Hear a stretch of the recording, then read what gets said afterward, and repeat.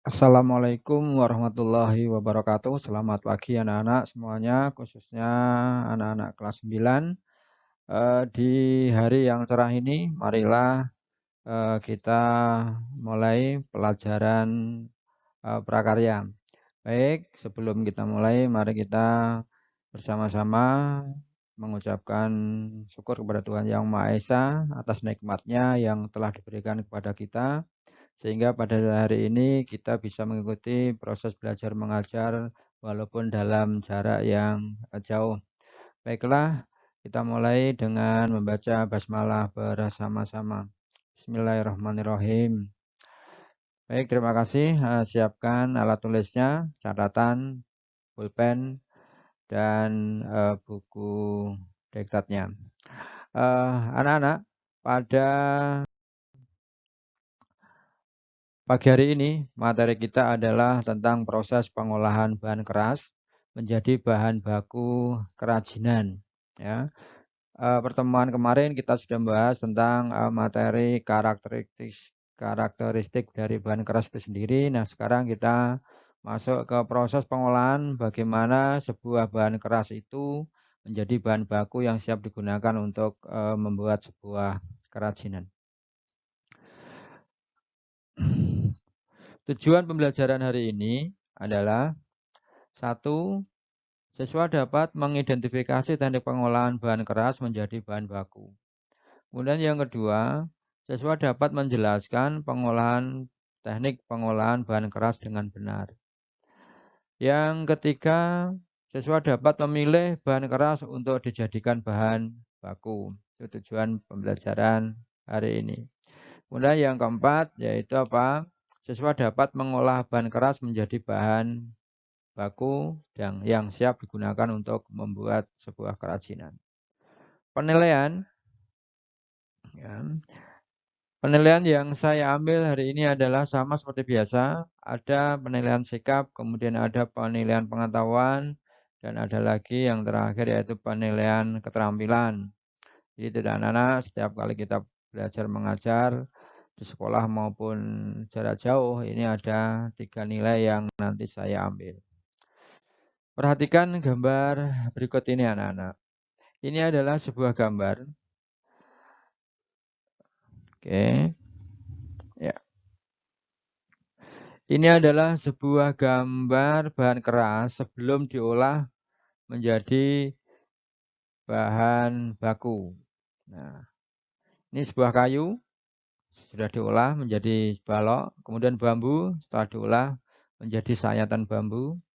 Kemudian yang ketiga adalah sebuah rotan.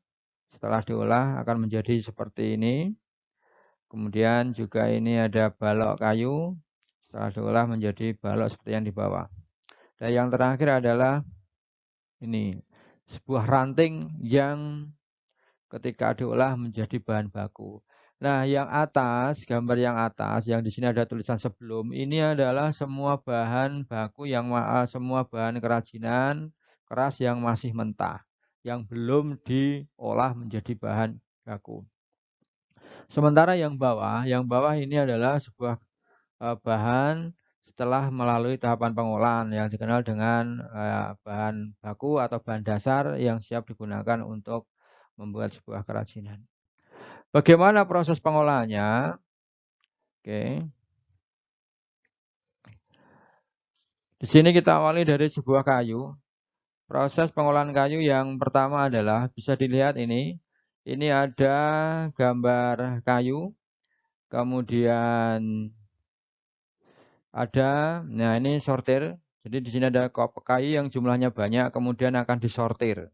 Ya, setelah disortir kayu itu kemudian, nah ini gambar yang kedua. Ini adalah penyortiran sebuah kayu.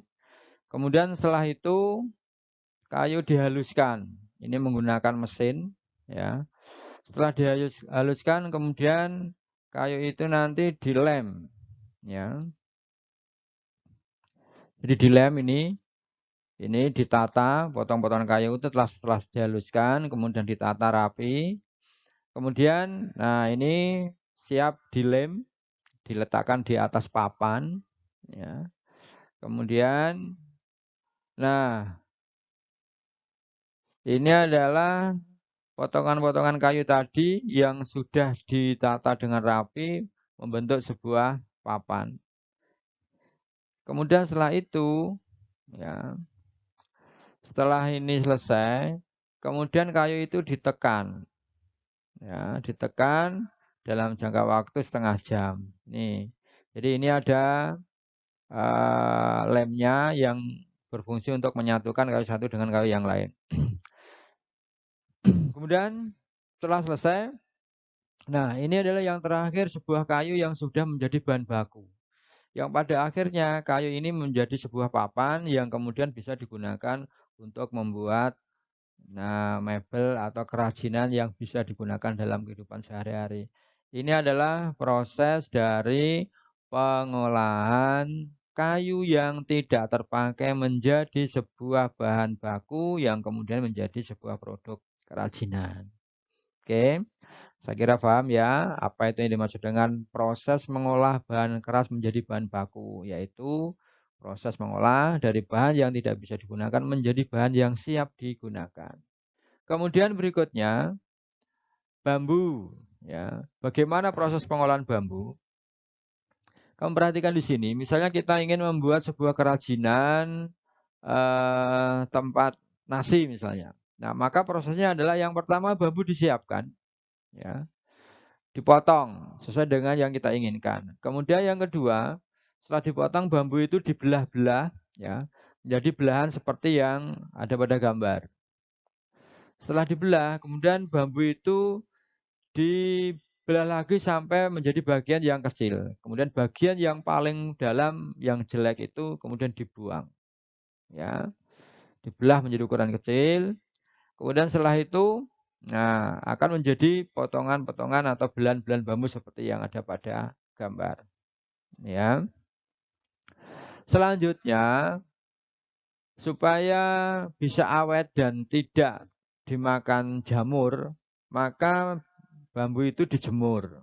Ya, dijemur di di bawah terik sinar matahari. Ya, sampai alum kalau dalam bahasa Jawanya. Kemudian setelah selesai baru disaat tipis-tipis. Nah, ini tipis-tipis dan bentuk sayatan tipis itu adalah seperti ini, ya. Kemudian ini siap digunakan untuk membuat kerajinan. Inilah yang dimaksud dengan bahan baku siap untuk kerajinan. Bagaimana hasilnya? Nah, ini produk yang dihasilkan dari sebuah ini ya, sebuah bambu yang tadi dibelah menjadi bagian-bagian yang paling tipis. Oke, paham. Nah, kemudian berikutnya rotan. Kenapa saya ambil rotan? Karena banyak sekali terdapat di kehidupan sehari-hari. Rotan tentunya ini banyak yang tumbuh di hutan, ya, di luar Jawa ini banyak sekali. Nah, tahapan pertama setelah rotan dipanen itu digoreng. Nah, penggorengannya ini karena rotan tentunya menggunakan alat yang cukup besar. Nanti di slide berikutnya kita tampilkan seperti apa proses penggorengannya. Tujuannya adalah untuk mencegah serangan jamur. Ya, kita sering lihat kerajinan yang ada di rumah kita itu yang terbuat dari bahan rotan itu kadang-kadang ada jamurnya. Itu mungkin proses penggorengannya kurang sempurna. Kemudian yang kedua, setelah digoreng kemudian digosok dan dicuci. Ya, pakai apa? Bisa pakai kain goni, bisa pakai lap. Supaya apa? Getah yang masih menempel pada rotan bisa hilang sehingga mengkilap. Setelah itu baru dicuci. Ya. Nah, kemudian setelah dicuci terus dikeringkan.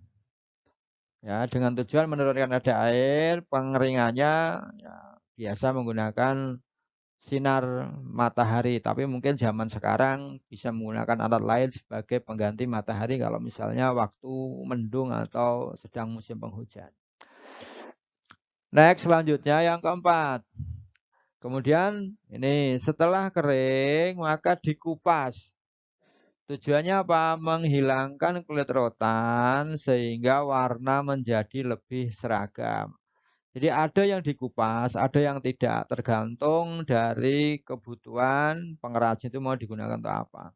Yang jelas tujuan pengupasannya itu supaya rotan itu warnanya sama, ya. Karena biasanya kalau kita lihat kulit rotan satu dengan yang lain sama, tapi isinya itu warnanya sama. Dan yang kelima, setelah dikupas kemudian diasapi. Ya, dengan tujuan apa? Supaya rotan warnanya menjadi kuning merata. Bahan yang digunakan adalah belerang. Cara pengasapannya itu menggunakan belerang yang di atasnya adalah diberi tumpukan rotan. Tujuannya supaya apa? Warnanya menjadi kuning merata. Kemudian berikutnya setelah diasapkan maka terus diawetkan. Ya. Pengawetan ini tujuannya apa? Supaya rotan itu awet tahan lama. Ya. Kemudian dengan cara menggunakan apa? Proses kimia. Kemudian yang ketujuh, bahan rotan dibengkokkan. Ya, tujuannya supaya ringkas dalam penyimpanannya. Ya. Untuk memudahkan pembengkokan, kalau misalnya itu dibuat menjadi sebuah kerajinan, untuk memudahkan pembengkokan, maka bisa menggunakan bantuan uap air panas. Itu proses pembuatan atau proses pengolahan rotan menjadi bahan baku. Nah, kemudian yang terakhir siap digunakan. Nah, kemudian anak-anak, ini untuk gambarnya. Nah, ini gambar yang pertama. Tadi ada penggorengan. Alatnya adalah ternyata tidak pakai wajan, tapi bisa dilihat di sini menggunakan tungku yang besar. Ini atasnya ada air, kemudian di dalamnya dimasukkan. Ini contohnya. Kemudian setelah digoreng diapakan? Nah, ini digosok dan dikeringkan. Ini sudah ada. Ini ada gambar penggosokan, kemudian ada gambar pencucian dan juga ada gambar apa? Pengeringan. Proses selanjutnya yaitu ini pengasapan. Ya. Ini yang bawah adalah pengasapan, kemudian nah ini yang proses terakhir yaitu apa? Penyimpanan. Ini disimpan, dibundeli ya, di pembundelan. Ini kemudian disimpan di tempat yang aman. Oke, itulah proses pengolahan bahan keras ya. Tadi sudah saya jelaskan ada kayu, ada rotan, dan ada bambu. Banyak lagi contoh yang lain yang tidak saya tampilkan di sini. Nanti kalian bisa mengeksplorasi sendiri ya. Baik, kemudian berikutnya, anak-anak, kesimpulan. Jadi proses pengolahan bahan keras antara satu dengan yang lain itu apa? Tidak sama, tergantung bahan yang digunakan atau benda ataupun bahan baku yang dipakai. Kemudian yang kedua, teknik yang digunakan adalah bisa dipotong, bisa dibelah, bisa disayat, dikeringkan ya, maksudnya kemudian digoreng, dibengkokkan, dipanaskan dan lain sebagainya. Tadi kita lihat ada diasapi dan seterusnya. Itu kesimpulan hari ini. Baik, setelah ini selesai, ini ada tugas. Tugasnya adalah kamu perhatikan gambar. Ini yang paling kiri ada gambar ranting, kemudian ada yang paling kanan adalah menjadi sebuah figura. Tugas kalian adalah menguraikan bagaimana proses pengolahan ya dari bahan ranting ini menjadi figura. Kamu tulis di dalam kertas folio dan saya kasih waktu mengumpulkan 1 minggu dikumpulkan. Kemudian difoto kirimkan ke WA saya. Baik, saya kira itu. Terima kasih. Saya akhiri ya. Assalamualaikum warahmatullahi wabarakatuh. Dan selamat mengerjakan.